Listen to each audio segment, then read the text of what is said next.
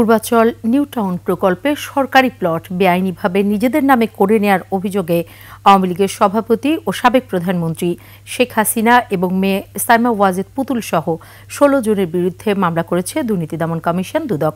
এছাড়াও এই অনিয়মে সহযোগিতার অভিযোগে আরও ১৪ জনকে আসামি করা হয়েছে মামলায়। রোববার দুদক সমন্বিত কার্যালয় ঢাকা ১-এ এই মামলাটি করা হয়। বিস্তারিত জানাচ্ছেন দীপু শিকদার। ক্ষমতাচ্যুত আওয়ামী লীগ সরকারের আমলে পূর্বাচল নিউ টাউন প্রকল্পের ২৭ নম্বর সেক্টরের কূটনীতিক জোনের ২০৩ নম্বর সড়কের আশপাশের এলাকায় শেখ হাসিনা, তার ছেলে সজীব ওয়াজেদ জয়, মেয়ে সাইমা ওয়াজেদ পুতুল, ছোট বোন শেখ রেহানা এবং তার ছেলে মেয়ে রাদওয়ান মুজিব সিদ্দিকী ও আজমিনা সিদ্দিকীর নামে ১০ কাঠা করে ৬টি প্লটে ৬০ কাঠা জমি বরাদ্দ দেয় রাজধানী উন্নয়ন কর্তৃপক্ষ রাজু।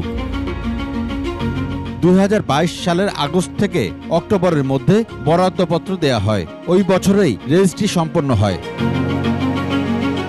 শেখ হাসিনা ও তার পরিবারের ৫ সদস্যের নামে পূর্বাচলে প্লট বরাদ্দে অনিয়ম নিয়ে সংবাদ মাধ্যমে আসা অভিযোগ তদন্তে ৩ সদস্যের কমিটি গঠন করে দেয় হাইকোর্ট। ২৫০টিরও বেশি ডিজাইন অপশন নিয়ে ওয়ালটন স্মার্ট ফ্রিজ, বোঝে আপনার প্রয়োজন। দুদকের অনুসন্ধান শুরু হয় গত ডিসেম্বরে, আর অনুসন্ধান শেষে মামলা অনুমোদনের পর রোববার এ নিয়ে মামলা দায়ের হলো।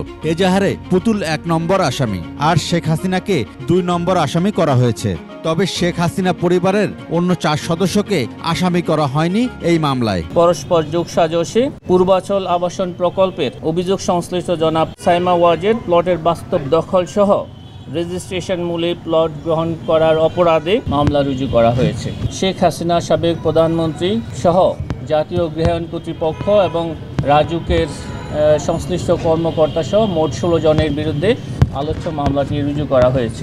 মামলার অন্য আসামিদের বিষয়েও কথা বলেন দুদক মহাপরিচালক। প্রকল্পের বরাদ্দ বিষয়ক দায়িত্বপ্রাপ্ত গণকর্মচারী, জাতীয় গৃহায়ণ ও গণপূর্ত মন্ত্রণালয়ের বিভিন্ন পর্যায়ের কর্মকর্তা, রাজধানী উন্নয়ন কর্তৃপক্ষ, ঢাকার বিভিন্ন পর্যায়ের কর্মকর্তা, দণ্ডবিধির সংশ্লিষ্ট ধারা এবং দুর্নীতি প্রতিরোধ আইন ১৯৪৭-এর ৫-২ ধারায় আজ একটি মামলা রুজু করা হয়েছে। দুর্নীতির বিরুদ্ধে জিরো টলারেন্স নীতির কথা পুনর্ব্যক্ত করেন দুদকের ডিজি। আইন ও বিধি অনুসরণ করে সব ধরনের কার্যক্রম গ্রহণ করবে।